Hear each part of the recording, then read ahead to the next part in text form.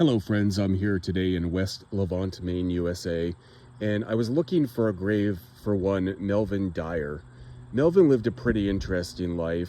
He was born February 17 of 1867 in Wellington, Maine, and he first appears after birth in the 1880 US Census. In that census, he's only with his mother, so I assume that his dad either left when he was young or passed away when he was young. But Melvin lived in an age where divorce was kind of uncommon, and then as we entered the 20th century, it became more common. So Melvin was actually married twice. The first time he was married was 1899 to one Laura Bryant from New Brunswick, Canada. 2 children came from that union. There was one who on the birth certificate it simply says Dyer, no first name. And I assume that baby didn't live long because he never appears again after birth. But in 1902, the following year, they had a son named Sumner Dyer, named after Melvin's father, Sumner.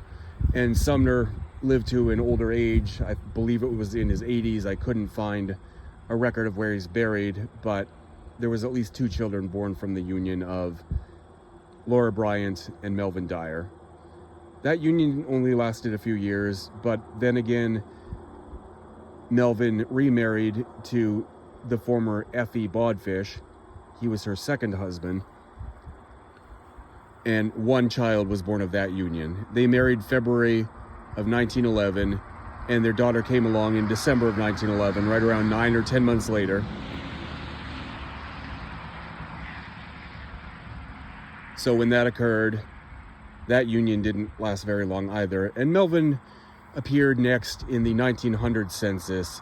Infamously, the 1890 census was lost to time. There was actually a fire, and the water to put out the fire destroyed much of the 1890 census, unfortunately.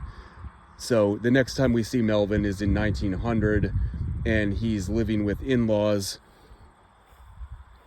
and they have him listed as a peddler, which would be a salesman. In the 1910 census, he's divorced, and he is listed as a farmer.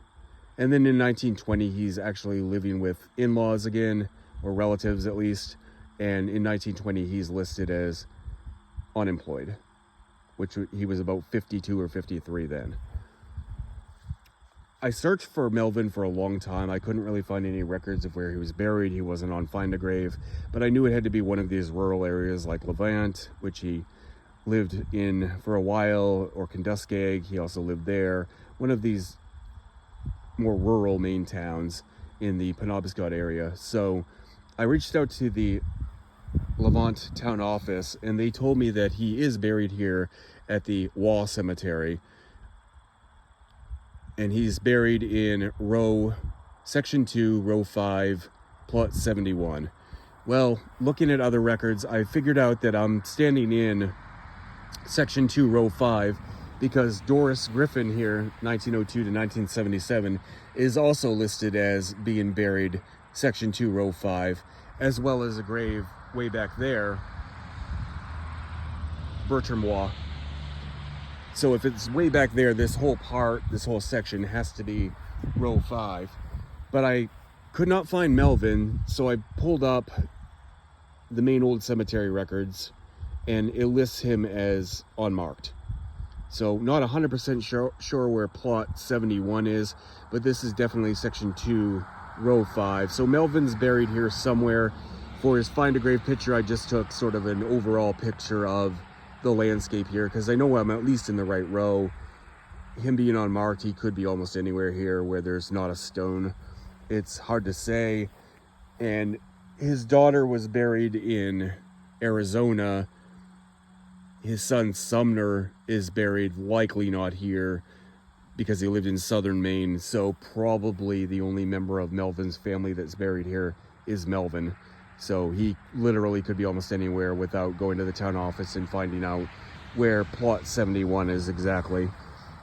But at least it's something, and I know for sure. Sometimes I research these folks and I put so much effort into it, I kind of feel like I know them. personally, or I knew them, which of course I didn't. He passed away in 1941. I was born in 1978. But, you know, I'd rather add a picture of an approximate location than have nothing at all.